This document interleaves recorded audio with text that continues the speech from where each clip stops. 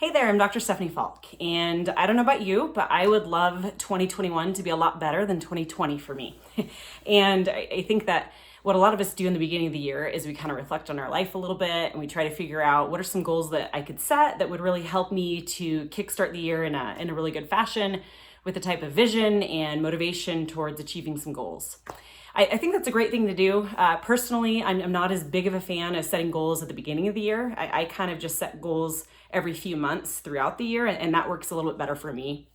But what I do at the beginning of the year is I really contemplate kind of how the journey that my life took the year before, the personality traits and characteristics that I worked on for myself, areas of growth, areas of strength.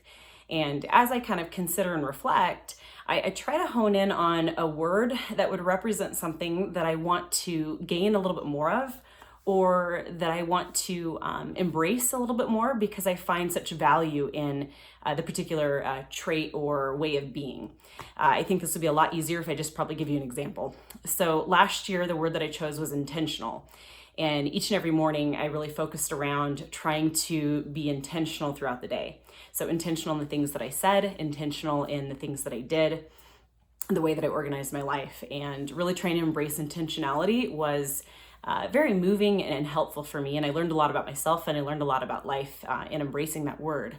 The year before, I chose the word present, and that was a word that really helped me to not multitask. I think that I can tend to do that a little bit too much.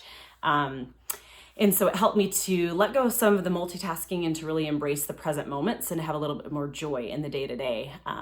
This year, I'm going to choose appreciation because I think that the year 2020 was a rough one, and I think that it was a rough one for a lot of us. And I found that in the moments that I was feeling a lot more peace and satisfaction, I was really trying to eagerly embrace the good and the beauty that was around me.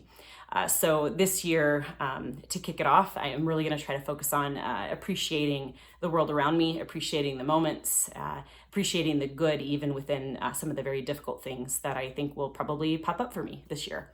So I'm throwing that out there for you to potentially experiment with choosing a word, a state of being, a way of doing life that you want to embrace a little bit more.